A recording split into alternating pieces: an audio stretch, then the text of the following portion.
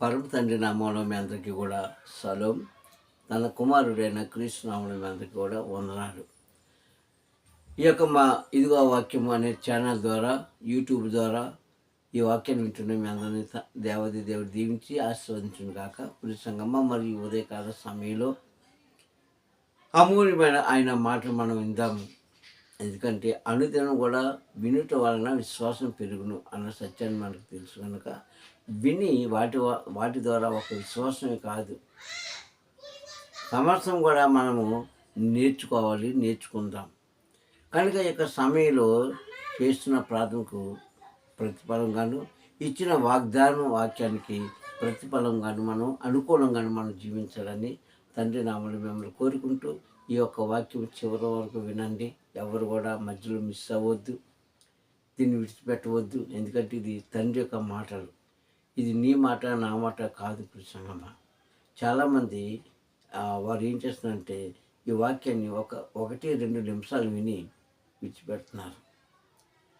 కడవరకు వింటేనే తండ్రి ఈరోజు నీతో ఏం మాట్లాడుతున్నారో, నీ జీవితంలో ఏం మేలు చేయాలని ఆయన ప్రణాళిక ఉందో నీకు అర్థమవుతుంది.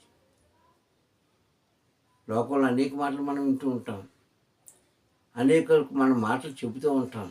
నీవే ఎవరికైనా ఒక ఇంపార్టెంట్ న్యూస్ అంటే ముఖ్యమైన సమాచారం చెప్తున్నా మాట చెప్తున్నాను అనుకో, వారు విని వెళ్ళలేనట్టుగా వెళ్ళిపోతే మనం ఎంత బాధ కలుగుతుంది, ఎంత కోపం వస్తుంది.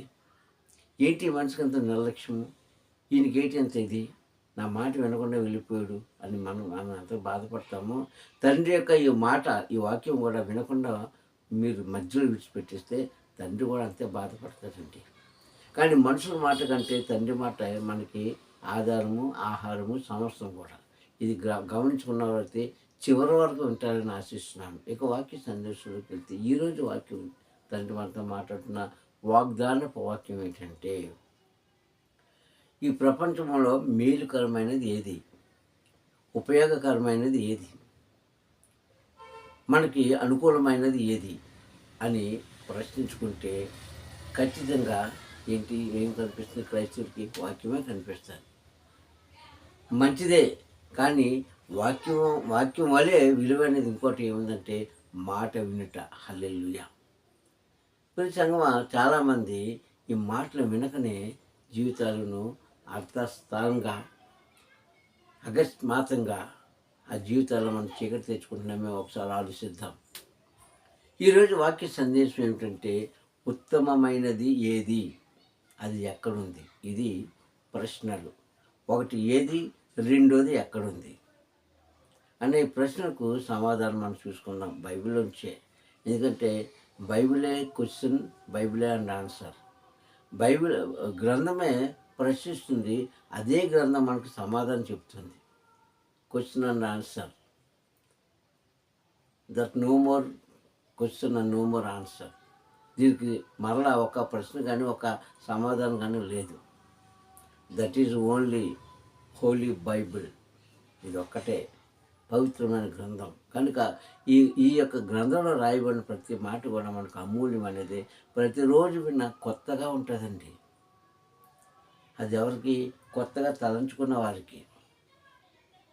కనుక ఇప్పుడు సంగమ ఈ యొక్క ఉదయకాల సమయంలో సాక్షాత్తు మెస్సీ గారు ఈ లోకానికి వచ్చి మానవ రూపంలో మన మధ్య సంచరిస్తూ మన కష్టాల కోసము, కన్నీళ్ళ కోసము, వేదన కోసము, కుటుంబ ఐక్యత కోసము ఆయన ఎంతగానో శ్రమపడి మనల్ని రక్షించిన ఆయన రక్షణ కలిగిన మాట మనం విందాం. ఈరోజు రక్షించే మాట మనం పట్టుకుందాం. అది ఈరోజు వాక్య సందేశం. ఉత్తమమైనది ఏది, అది ఎక్కడుంది అంటే ఎక్కడో పరలోక రాజ్యం ఉన్నదనుకుంటాం. లేదు ప్రియసంగమ, ఉత్తమమైనది ఈ భూమి మీద ఉంది. అది ఇక్కడే ఉంది. అది నీలోనూ నాలోనే ఉంది. ఎక్కడో లేదు, అది ఎక్కడో లేదు. భగవంతుడు అనేవాడు ఎక్కడుంటారండి? హైందువులకి ఎక్కడుంటారని వాళ్ళు తీసు ఎక్కడో కూర్చున్నారు అనుకుంటా, కొండల మీద. తప్పు. ప్రతి వాడి యొక్క హృదయంలో కూడా ఆ భగవంతుడు అనేవాడు ఉంటాడు. అలాగే ప్రతి వారి యొక్క హృదయంలో అల్లా అనేవాడు ఉంటాడు. ప్రతి వారి యొక్క హృదయంలో పరమ తండ్రి కూడా ఉంటాడు. అంటే టోటల్గా ఈ భగవంతుడు అనేవాడు మానవ రూపంలోనూ మనుషుల యొక్క హృదయంలోనూ మనుషులోనే ఉన్నాడని మన గ్రంథంలో స్పష్టంగా రాయబడింది కదా. అది మనం నేర్చుకుందాం. ఎఫెసుకు రాసిన పత్రికలో ఆ మాటలు మనకు కనబడతాయి కదా. ఎఫెసుకు రాసిన పత్రికలో ఆ మాటలు మనకు కనబడతాయి. ఎక్కడో లేడు తండ్రి, మనలోనే మనతోనే మనతోనే నిత్యం ఉన్నాడని అక్కడ వాక్యం మనకు కనిపిస్తుంటుంది. ఆరో అధ్యాయంలో ఇప్పుడు సంగమా మనం ఒకటి చూసుకున్నట్లయితే ఇక్కడ నీటి వాక్యం ఏమిటంటే మళ్ళా చెప్తున్నాను ఇక్కడ ఈ భూమి మీద ఏంటి ఉత్తమమైనది ఏది, అది ఎక్కడ ఉంది అని తెలుసుకుంటే ఒకసారి మెస్సీ గారిని ఒక చిన్న కుటుంబం తన ఇంట చేర్చుకుంది. ఆ కుటుంబం మనకు తెలిసి ఏంటి చిన్న కుటుంబం, ఒక అక్క, ఇద్దరు అక్కలు, ఒక తమ్ముడు, రాజులు, మార్తా, మరియా. వీరు ఆయనను పిలుచుకున్నారు విందు చేయడానికి, ఎందుకంటే వారి జీవితం మేలు చేశారు కనుక. విందు చేయడానికి పిలిచినప్పుడు వాళ్ళు ఏమన్నారంటే ఇంట్లోకి ప్రవేశించిన ఆయన ఒక ఘన స్వాగతం చెప్పాడు. హల్లెలూయా, హల్లెలూయా. కనుక ప్రతి సంగమా మనకి మేలుకరమైనది ఏదో మనం ఆలోచించుకోవాలి మన జీవితంలో. ఈ మేలుకరమైనది ఏదో ఆలోచించుకోకుండా మనం చేస్తాం కనుక ఎన్నో విషయాలు మనం దారి తప్పిపోతున్నాం, ఎన్నో సంగతుల్లో మనం దారి తప్పిపోతున్నాం, ఎన్నో ఆశీర్వాదాలు దీవుళ్ళు తండ్రి దగ్గర నుంచి మనం పొందుకోలేకపోతున్నాం. ప్రతి సంగమా ఇప్పటికైనా మించిపోయింది లేదు. మరలా మనకు అవకాశం ఇస్తున్న తండ్రి మరలా మనం పిలుస్తున్నాడు, మరలా మనతో మాట్లాడుతున్నాడు. ఆ మాట మనం విందామా? వినాలి, తప్పనిసరిగా. మత్తయి సువార్త 10వ అధ్యాయంలో 38 నుంచి 42వ వచనం వరకు చూస్తే మనకు అక్కడ ఆ మాటలు కనిపిస్తాయి. మెస్సీ గారిని భోజనాన్ని పిలిచినప్పుడు మార్త ఏం చేస్తుందంటే అనేకమైన పనుల్లో మునిగిపోయింది. ఎందుకంటే తృప్తిపరచాలి కనుక ఆయన్ని. ఆ పనుల్లో మునిగిపోయినప్పుడు మరి ఏం చేస్తుంది, ఆయన పాదాల దగ్గర కూర్చొని పరలోక సంబంధమైన మాటలు వింటుందండి. అప్పుడు మాత వచ్చి అంటారు కదా, బోధకుడా నీ వచ్చేవాళ్ళ తొందరపాటులో నేను ఎన్నో పనులు పెట్టుకున్నాను, నిన్ను తృప్తిపరచాలని నేను ఏదో చేస్తున్నాను, నీవు సంతోషంగా ఉంటే మాకు సంతోషం తలంచి ఇగో నేను ఇవన్నీ కూడా చేస్తున్నాను వంటకాలు, నేను ఒక్కదాన్ని చేసుకుంటున్నానయ్యా, నాకు సహకారిగా ఎవరు లేరు, మరి మా అక్క చూస్తే మీ దగ్గర కూర్చొని మాట్లాడుతుంది కనుక దయచేసి ఆమె నన్ను దగ్గర పంపించండి అని అన్నదన్నమాట. హల్లెలూయా. ఆమె నా దగ్గర పంపించండి, నాకు సహకారిగా ఉంటే ఈ వంట పని లాంటి ఏదో తొందరగా అవుతుందని ఆయన వేడుకుంటే ఆయన ఒక్క మాట అన్నాడండి, చక్కటి మాట. మార్త అని పిలిచి నీవెందుకు తొందరపడుతున్నావు, నీవెందుకు ఉత్తమమైనది తెలుసుకోవడానికి లేకుండా పోతున్నావు, నీవు నా ఆహారం కోసం ఆలోచిస్తున్నావు కానీ నేను నా పరమ తండ్రి చెప్పిన ఆహారం కోసం ఆలోచిస్తున్నాను అన్నాడు. ఏంటి ఆహారము? యోహాను సువార్త 4వ అధ్యాయంలో సమరస్త్రీతో మాట్లాడినప్పుడు శిష్యులను పంపించాడు అక్కడికి. ఎక్కడికి? ఊళ్ళోకి వెళ్ళి ఆ శిష్యులు అంటారు, బోధకుడా మేము ఊళ్ళోకి వెళ్ళి మనకు తినడానికి ఏమైనా తెస్తామంటే పంపించాడు వాళ్ళని. ఆయన ఒక్కడే యాకోబు బావి దగ్గర కూర్చుని ఉన్నప్పుడు ఆమె వచ్చింది. 4వ అధ్యాయంలో యోహాను సువార్త మాట మనకు కనిపిస్తాయి. సమరస్త్రీ వచ్చి ఆయనతో సంబోధించి మాట్లాడింది. ఆ మాటల మధ్యలో ఎన్నో మాటలు మాట్లాడుకున్నాక అప్పుడు శిష్యులు వచ్చారు, బోధకుడా మనకు ఆహారం తీసుకొచ్చాము తిను అంటే అప్పటికే ఈ తండ్రి అప్పగించిన పని చేసేసాడు. అప్పుడు ఆయన ఏమన్నాడంటే, నాకు కడుపు నిండిపోయిందయ్యా, మీరు ఆహారం తెచ్చారు కానీ మీకు తెలియలేని ఆహారం నేను ఎప్పుడో భుజించాను, నాకు ఆకలి పెట్టలేదు అన్నాడు.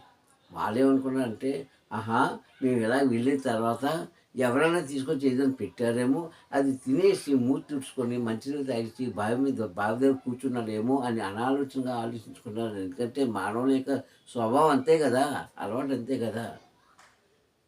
ఆయన అంటాడు, నా తండ్రి పంపించిన ఆహారాన్ని నేను భుజించాను. ఏంటి ఒక ఆత్మను రక్షించడము. ఎవరు రక్షించాడు ఇక్కడ? సమరస్త్రీని రక్షించాడు. ఆమెలో విశ్వాసాన్ని పెట్టాడు, ఆమెను తండ్రి వైపు నడిపించాడు. అదే సంతోషం, అదే ఆనందం. చూడండి, దూర ప్రాంతం నుంచి రాక రాక చాన్నాళ్ళకి మన బంధువులు ఎవరైనా సరే, లేదంటే భార్య భర్త పిల్లలు, లేదంటే ఎవరైనా సరే మనకు కావాల్సిన వాళ్ళు వస్తున్నారు అని మనకి ఒక కబురు చెప్పారనుకోండి, అప్పుడు మన మనసు ఎలా ఉంటుంది? సంతోషంతో ఆనందపడిపోతాం. ఎప్పుడు వారిని చూస్తామా, ఎప్పుడు వారిని చూస్తామా, ఎప్పుడు వారిని చూస్తామా? వచ్చేవారు రాకుండా ఉండరు కదండి. వచ్చేవారు రాకుండా ఉండరు కదా, మాట్లాడేవారు మాట్లాడకుండా ఉండరు కదా. కానీ ఆతృత ఎప్పుడు చూడాలి, ఎప్పుడు చూడాలి, ఎప్పుడు చూడాలి. అప్పుడు వారు వచ్చినప్పుడు వారితో కలిసి భోంచేయరు. ఎందుకంటే వారికి ముందుగా భోజనం పెడతారు. అప్పుడు వాళ్ళు అంటారు, మీరు కూడా భోంచేయండి అని అనేటప్పుడు అంటారు, నాయన నీ మొహం చూసినట్టునే నా కడుపు నిండిపోయింది. ఎందుకు ఆ మాట అన్నారు? కడుపు మొహం చూస్తే కడుపు నిండిపోతాయి ఎవరికైనాను? లేదే. అంటే అదొక ఆనందం, అదొక సంతోషం. ఎందుకంటే అక్కడ ఒక దివ్యమైన కార్యం చూశాడు కనుక. అలాగే ఈ మెస్సీ గారు కూడా ఏమన్నారంటే శిష్యులతో, ఇదిగో మీకు తెలియలేని ఆహారాన్ని నేను ఎప్పుడో భుజించాను కనుక అది తెచ్చిన ఆహారం మీరు తినండి అన్నాడు. ఏం చేశాడు అక్కడ? తండ్రి చెప్పిన పని చేసేసాడు అక్కడ. అదే ఆయనకి ఆహారము, అదే ఆయనకి పానము. అలాగే ఇక్కడ కూడా మార్తతో అంటున్నాడు, మార్త మార్త మార్త, ఎందుకు నువ్వు కంగారు పడుతున్నావు, ఎందుకు నువ్వు తొందరపడుతున్నావు? నీవు లోకానుసారమైన క్రియలో పడిపోయావు, కానీ మీ అక్క అయితే ఉత్తమమైన దాన్ని ఆమె వెతుకుతుంది. వాటిని ఎప్పటికీ కూడా ఆమె నుంచి దూరపరచడానికి వీలు లేదు, దూరపరచబోడు, అది దూరం అవ్వదు అని ఖచ్చితంగా చెప్పేశాడండి పర్వతాన్ని మెస్సీ గారు. కాబట్టి సంఘం ఇక్కడ మనం ఏం ఆలోచించాలంటే, తండ్రి మనకు అప్పగించిన పని, నీకు అప్పగించిన పని, నీకు అప్పగించిన పని, నాకు అప్పగించిన పని ఎంతవరకు న్యాయం చేస్తున్నామో. కుటుంబాలు ఎన్నో కలతలు ఉండొచ్చు, ఎన్నో బాధలు ఉండొచ్చు, ఎన్నో ఆర్థిక స్థితులు ఉండొచ్చు, ఎన్నో ఇబ్బందులు ఎదుర్కో ఉండొచ్చు. కానీ తండ్రి చెప్పిన పని సక్రమంగా చేసినప్పుడు అది మనకు ఆత్మకు తృప్తి ఉంటుందండి. శరీరం కడుపు నిండకపోవచ్చు, శరీరం కడుపు నింపకపోవచ్చు, కానీ ఆత్మ మాత్రం నిండుగా ఉంటుంది. అది ఇక చేసే పని ఏంటి? మరి ఏం చేస్తుంది? తన ఆత్మను నింపుకుంటుంది జీవవాక్కు ద్వారా, మెస్సీగా చెప్పే మాటల ద్వారా, పరలోక సంబంధమైన మాటల ద్వారా వింటూ ఆమె ఆత్మను నింపుకొని సంతోషంగా ఉంది. మరి మాత ఏం చేస్తుంది? శరీర ఆహారాన్ని తయారు చేస్తూ ఆత్మ ఆహారానికి దూరం అయిపోయింది. అయితే తర్వాత కాలంలో ఇద్దరు ఆశీర్వదించబడ్డారు, లేదు అంటలే. ముగ్గురు ఆశీర్వదించబడ్డారు, లేదు అంటలే. కానీ సంగమా, ఇక్కడ మనం నేర్చుకోవాల్సిన నీతి ఏంటంటే, ఆ శరీర ఆహారం కంటే జీవాహారము, ఆత్మకు సంబంధించిన ఆహారము మేలుకరమైనది మనకు తెలుసుకోవాలి. ఉత్తమమైనది అంటే నీకు, నిన్ను ఆఖరికి నన్ను, మనల్ని అందరూ కూడా ఏ మార్గంలో నడిపిస్తుందో ఆ మాట మనకు ముఖ్యం, ఆ మార్గం మనకు ముఖ్యము, ఆ తలంపులు మనకు ముఖ్యము, ఆ ఉద్దేశాలు మనకు ముఖ్యము. సంగమా, ఒకసారి నేర్చుకుందామండి. ఎంతకాలం బండబారిపోయిన జీవితాలతో మనం ఉందాం, ఎంతకాలము వెలివేసినట్టుగా మనం ఉందాం, ఎంతకాలము ఎందుకు పనికిరాని వారుగా మనం ఉందాం. సంగమా, ఆలోచించండి ఒక్కసారి, దయచేసి ఒకసారి ఆలోచించండి. ఉత్తమమైనది ఓ క్రైస్తవుడా, నీ యొక్క సర్వీస్ అంటే నీవు బాప్తిజం తీసుకొని ఆలయానికి వెళ్ళి ఎంతకాలం అవుతుందో నాకు తెలియదు, కానీ ఉత్తమమైనది ఎప్పుడైనా కావాలని అడిగావా పరమ తండ్రిని? లేదు. ఉదయం నుంచి సాయంకాలం వరకు కూడా మన వ్యక్తిగత విషయాల కోసం ప్రార్థిస్తామే, కానీ నాయన ఉత్తమమైన మాట నాకు నేర్పించు, ఉత్తమమైన మేలుకరమైన మార్గంలో నన్ను నడిపించు, మేలుకరమైన సొబుద్ధి నాలో కలిగించు అని ఎవరైనా ప్రార్థన చేస్తారండి? లేదు లేదు లేదు. మన అవసరత కోసం మనం ప్రార్థన చేస్తాం, మన అవస్థల కోసం మనం ప్రార్థన చేస్తాం, కానీ ఉత్తమమైనది కావాలని ప్రార్థన చేసేవాళ్ళు చాలా తక్కువే. కానీ వాక్యం మాట్లాడుతుంది ఈ ఉదయకాల సమయంలో. ఒక్కసారి మీరు ఆ మార్గంలో వెళ్ళి చూడండి. తండ్రి మీ జీవితంలో చేయబోయే అద్భుత కార్యాలు ఎలాంటివో మీరు చూస్తారు సంగమా. కానీ ఆ మార్గంలో వెళ్ళడం కొద్ది కష్టమండి, చాలా కష్టం. అంత సులువుగా వెళ్ళిపోం మనం, అంత సులువుగా అవి మన దగ్గరకు రావు. కష్టపడతాం, అవమానపడాలి, నిందలు పడాలి, ఎన్నో శ్రమలు మనం అనుభవిస్తే కానీ ఆ ఉత్తమమైన మార్గంలోకి మనం తండ్రి నడిపించడం. మనం చాలా కేర్ఫుల్గా ఉండాలి అన్ని విషయాలు కూడా. కేర్ఫుల్గా ఉంటేనే మనం దాన్ని విజయాన్ని పొందుకోగలుగుతాం. ఈరోజు క్రైస్తవులుగా మనం ఉన్నామంటే నువ్వు నిజంగా మేలుకరమైనది మనము సంపాదించుకుంటున్నామా, అది మన దగ్గర ఉందా అని ఒక్కసారి ఆలోచించండి ప్రియ సంగమా. ఉంటే ఉండగలిగితే ధన్యుడివే ధన్యురాలివే. ఇదే వాక్యం నేర్పే నిజమైన మాట. అందుకన్నాడు ఉత్తమమైనది మీ అక్క నేర్చుకుంటుంది కనుక ఆమె నేర్చుకున్న ఆ విద్యలోంచి ఎన్నడూ కూడా ఆమెను తృణీకరించడానికి ఎవరికి కూడా అధికారం లేదు. ఆమె ఎప్పుడు కూడా బయటకు రాదు అని మాటతో చెప్పిన మాట మనం ఈరోజు నీతో నీతో నీతో అక్కడికి నాతో మన అందరితో కూడా పరమతాన్ని చెప్తున్నారు. జాగ్రత్త ప్రసంగమా. ఈ లోకంలో ఒకరికంటే ఒకరు గొప్పవారు, ఒకరికంటే ఒకరు హెచ్చింపుతనము, ఒకరికంటే ఒకరు ఏదో అనుకుంటాము. కానీ తండ్రి దృష్టిలో నీవు నీవు నీవు మనందరం కూడా సమానమే. ఎవరు కూడా గొప్పవారు కాదండి ఈ లోకంలో. ఎవరు కూడా ఉత్తమమైన వారు కాదు. కానీ ఆయన అమూల్యమైన మాట వింటే మేలుకరమైన వారుగా మనం ఉంచుతాడు, మనం గొప్పవారుగా ఉంచుతాడు. మనం ఎంచుకుంటామండి వారు ఇలాగా ఈమె ఎలాగా అని మనం అనుకుంటామే. కానీ తండ్రి దృష్టిలో అందరూ సమానమే, అందరూ సమానమే. ఎందుకంటే మనందరికీ ప్రధాన బోధకుడు ఆయన, ప్రధాన యాజకుడు ఆయన, మనందరం ముందుంటే నడిపించేది ఆయన. ఇశ్రాయేలు సైన్యాన్ని నడిపించేది పరమ తండ్రి. అలాగే ఈరోజు నిన్ను నన్ను కూడా నడిపించేది కూడా ఆయనే. అది ఉత్తమమైన మేలుకరమైన మాటలు.